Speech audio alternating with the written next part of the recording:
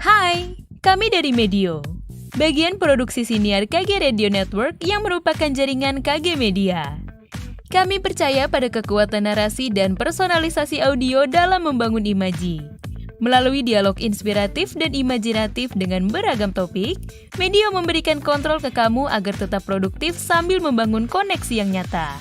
Medio, teman kamu bertumbuh cerdas tanpa batas.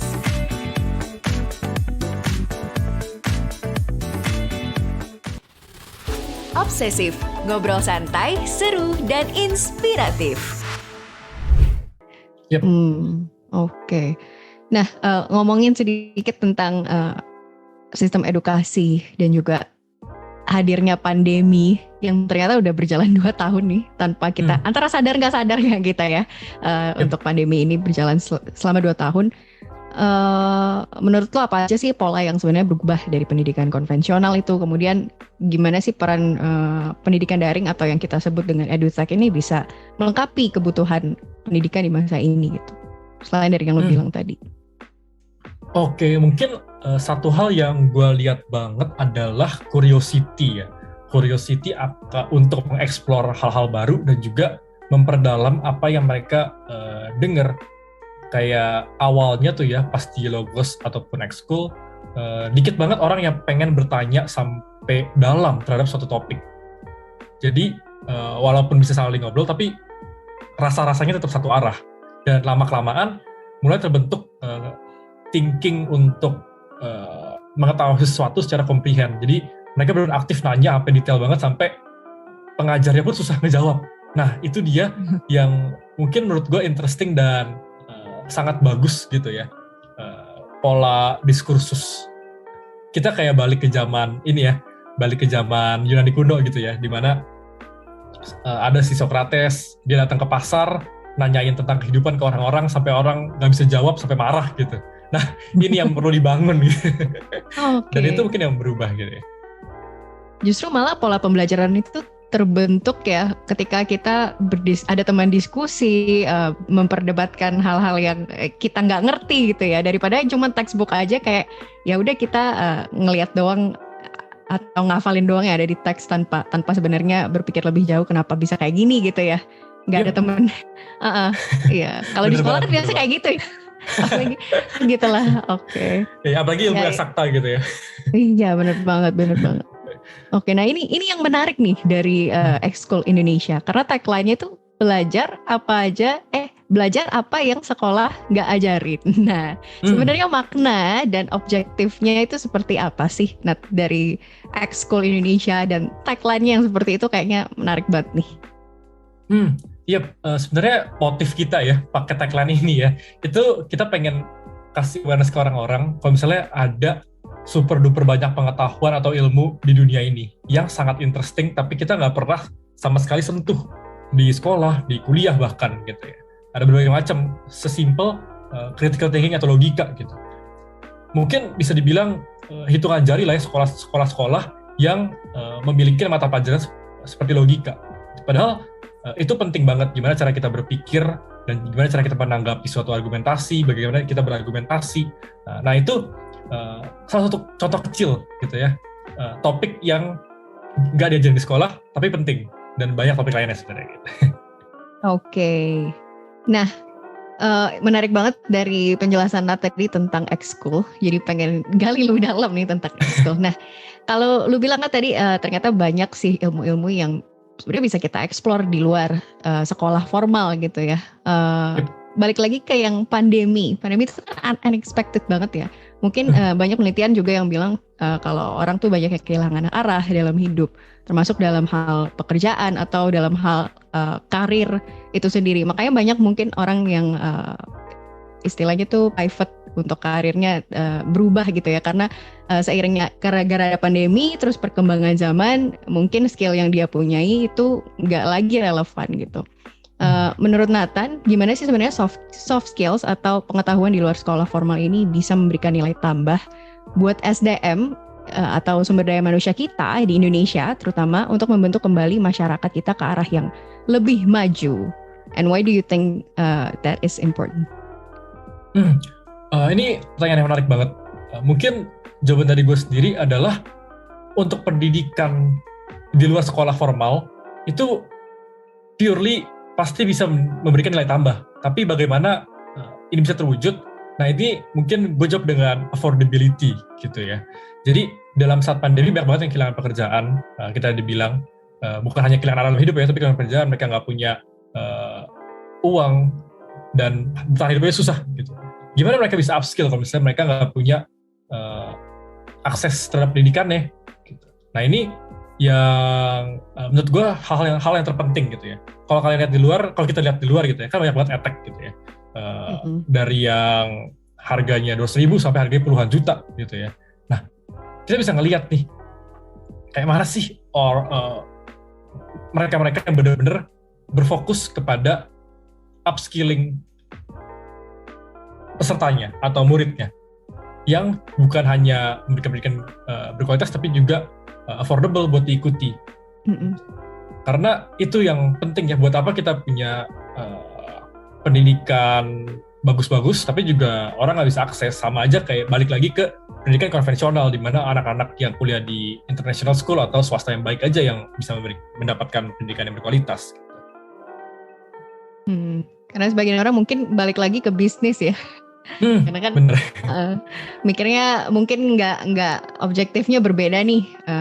Pendidikan itu maunya memang untuk memajukan masyarakat kita, anak-anak generasi muda kita, atau memang ya cuma sekedar ya udah gue membangun bisnis dari sini ya. Memang kelihatan banget ya berarti Nat ya dari tujuan. Yep, kelihatan banget. Nah, Nat, ngomongin tujuan jangka pendek, goals jangka pendek atau jangka panjang Nathan sebagai pendiri Ekskul Indonesia, apa sih misi lu untuk masyarakat kita atau anak muda generasi kita lah gitu? Mungkin tujuannya sendiri, pertama kita mau kasih akses sekali lagi. Kedua, kita pengen orang yang sudah mendapatkan akses itu bisa senang dalam belajar. Dan setelah mereka senang dalam belajar, kita pengen mereka lanjut ke tahap proses selanjutnya, yaitu mereka mau share ke orang lain. Nah, ini 3 prinsip yang kita pengen bangun sih. Learn, make it fun, and share. Dan ada banyak banget ya, kayak pedagogi yang bisa dicoba. Dan itu yang sebenarnya kita lagi cari. Dan kalau udah ketemu yang pas dengan culture di Indonesia saat ini, dengan masing-masing topik yang berbeda mungkin ya. Nah, itu kita pengen dalemin masing-masing. Dan misi untuk society sebenarnya baik lagi sih, kita bukan cuman pengen kasih akses, tapi juga sharing ini. Karena kita bisa lihat ya, untuk yang mendapatkan akses juga sebenarnya banyak gitu, yang kuliah sampai perguruan tinggi. Tapi sudah besar sih yang pengen share lagi. Kita bahkan lihat gitu ya, kalau ada orang yang kuliahnya matematika murni, fisika murni, mereka tuh sering diledekin sama teman-temannya. Lu ngapain sih kuliah ini? Lu mau jadi guru gitu, nggak ada duitnya. Nah, ini pola pikir harus diubah gitu ya menurut gue. Dan kita pengen ngebangun sharing itu juga penting banget. Gitu. Oke, menarik. Learn, make it fun, and share ya. Berarti masih ada dong mungkin ide-ide menarik lainnya atau sesuatu yang lagi dikembangkan Ekskul ya untuk kedepannya. Pasti ada nggak Net? Ya, okay. Ada banget. Tahun depan nih ya, ditunggu. Kita tunggu ya, ini berarti teman obsesif ditunggu aja karena bakal ada yang spesial dari Ekskul Indonesia. Yep. Nah, oke. Mungkin last but not least, pesan terakhir lo gimana sih cara buat teman-teman obsesif nih yang ngedengerin untuk upgrade skills di tengah kekalutan kita saat ini dan keterbatasan yang ada di tengah pandemi ini? Untuk cara upgrade skills sebenarnya bisa sesimpel waktu yang kalian luangkan, misalnya untuk nonton drakor, main game, mungkin bisa yang sedikit aja, mungkin sehari 30 menit atau 1 jam gitu. Dan bisa akses ke banyak banget platform yang ada. Di YouTube pun kita bisa belajar banyak hal ya, dari growth hacking, dari digital marketing, semua ada gitu. Coba aja lakukan sedikit setiap hari, nanti lama-lama bakal dapat juga ilmunya. bahkan sampai dengerin obsesif ya kemarin. Gue juga dengar ada Kak Gabriel Thohir, ada Kak Juvenko gitu ya, ngobrolin tentang edtech, ngobrolin tentang venture capital, itu juga menarik banget dan bisa didengar sambil kerja juga gitu. Bener banget. Bisa aja nih. Benar-benar sebenarnya banyak akses yang bahkan free ya. Kadang kan orang bilang nggak mau ikut kelas online, bayar, males gitu kan ya. Padahal sebenarnya kalau mau diluangkan ya waktu pasti ada dan yang free juga banyak gitu ya. Jadi akses kita semakin gampang sih sebenarnya daripada yang zaman dulu harus textbook, maksudnya buku, harus pinjem buku terus gitu kan ya. Kalau sekarang kan internet banyak gitu. Nah, benar banget. Oke, benar banget nih kata Nat. Jadi karena aksesnya banyak, nah obsesif dan ekskul nih salah satunya yang bisa kalian akses untuk banyak hal menarik, belajar hal menarik untuk upskills gitu ya, untuk mengembangkan keterampilan baru bahkan. Nah, yang surprise-nya di sini nih Nat, kita bakal umumin sedikit surprise karena kali ini di season keempat kita bakal kolaborasi bareng Ekskul Indonesia, yeay! Wih, mantap. Iya, nah menarik banget ya Nat. Nanti, wah gue udah excited banget nih, jadi gue senyum-senyum sendiri aja. Nah, bakal banyak narasumber ahli dari Ekskul juga yang bakal dihadirkan, dan Nat juga bakal jadi host nih di sini. Menarik banget nih teman-teman. Nah kira-kira apa aja nih Nat yang bakal kita bahas di Obsesif? Kasih hints-hintsnya dulu dong buat teman Obsesif. Kita dengar-dengar sih ada 12 episode ya, Ellen ya. Iya, oke. Dan beberapa di antaranya mungkin yang menarik tuh kayak ada critical thinking, ada filsafat, ada NFT, fragile token, ada juga tentang leadership. Wah, itu mungkin spoiler 4 kali ya, Ellen. Udah 4 aja ya dulu. 4 aja. Simpen dulu yang lain-lainnya. Nah, yang NFT juga menarik tuh ya, lagi hype banget, bakal kita bahas. Nah, tungguin aja teman Obsesif. Thank you banget Nat untuk episode kali ini, bonus kita di awal nih. Semoga teman Obsesif dengerin terus, ikutin terus perjalanan season keempat ini dan pastinya akan seru dan menarik. Oke, thank you. Bye Nat, thank you banget. Thank you Ellen, bye-bye.